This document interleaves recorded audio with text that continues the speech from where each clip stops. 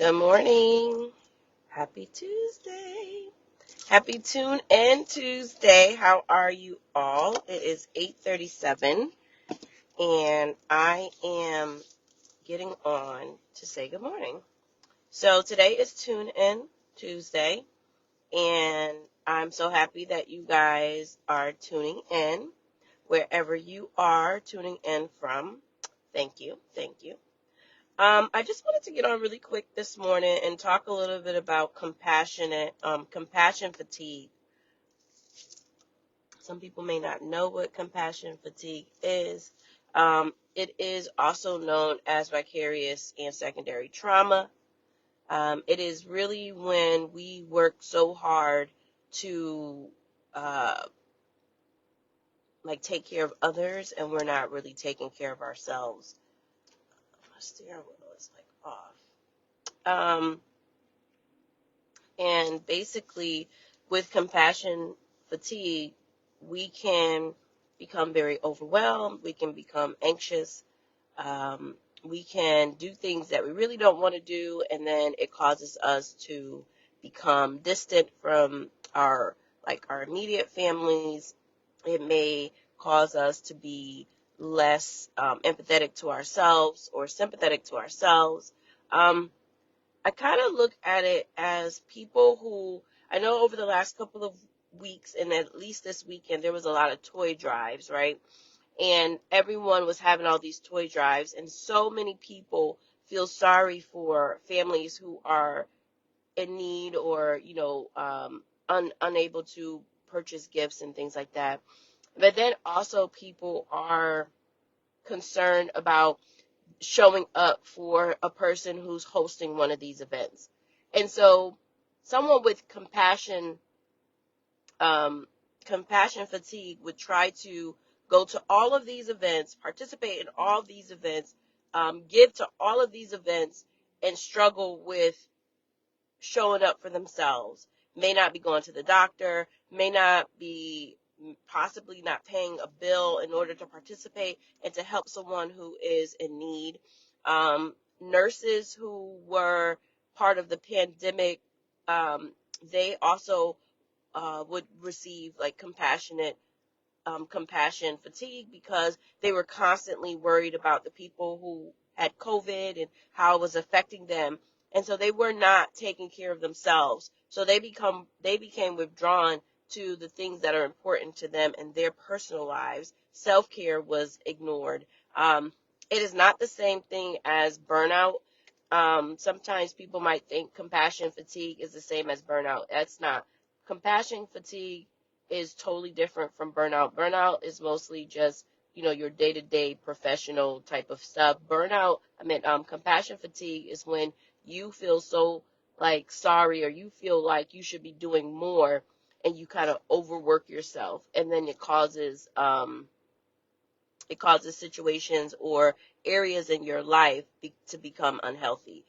Relational problems, it causes problems at work, it causes problems in your health. And so we have to be careful. So in the comment section, I did post a link for another meditation, and I also posted signs and symptoms and things that we can do to work on compassion fatigue. I know that I'm guilty of having compassion fatigue at some point in my life. But what I realized is that I can't help everybody. I can't feel sorry for everyone's situation or circumstance. Everyone has an option to do what they need to do. And sometimes, certain situations will cause people to be in certain situations, but that doesn't mean that I can always jump. When I do that, I lose focus of what I need to put emphasis on things for other people than myself. Good morning, Isel. It's my uncle watching. And so we want to make sure that we are practicing self-care and we're taking care of ourselves, because we don't want to end up with compassion fatigue. We don't want to be so worried about someone else's well-being that we forget about our own, self-care, our own happiness. We don't want to ever put ourselves in a position where we're so worried about someone else's trauma or someone else's issues that we forget about our own. And then what ends up happening is that we become a person that we don't even know anymore. So please be careful with that. Compassion fatigue is not something that is always easily identified, because it might look, someone with compassion fatigue who is struggling might be very, very happy around certain people. They may be happy around certain things in their lives. And then, like, they go home and they shut down, right? They're no good to their families. They're no good to themselves. Things that would usually cause you to be happy and to cause you to have happiness within you, you no longer have it, because you're on the outside showing up for all these people, but at home or where it really counts, you can't show up. And so that is something that you have to be careful with. You know, some of the things that you might want to do in order to kind of conquer uh, compassion fatigue is turn the TV off sometime, you know, because sometimes we look at the news, we see what's going on, and we're like, oh my gosh, I want to help, I want to help. And then we find ourselves trying to find ways to help people. Um, Also, I would say another thing that you can do is, again, practice meditation. I talked about meditation yesterday. When you find yourself overthinking about someone else's demise or someone else's hopelessness, you need to make sure that you are practicing self-care and meditation so that you can get out of that, because you can't change everybody. You can't help everybody. And everybody's situation is not the same.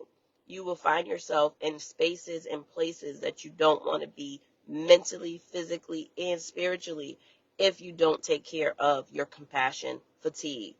Again, compassion fatigue is another word for either vicarious trauma or secondary trauma. So basically, you're taking on someone else's trauma and it's causing you to pretty much fall apart. Be careful with that, guys.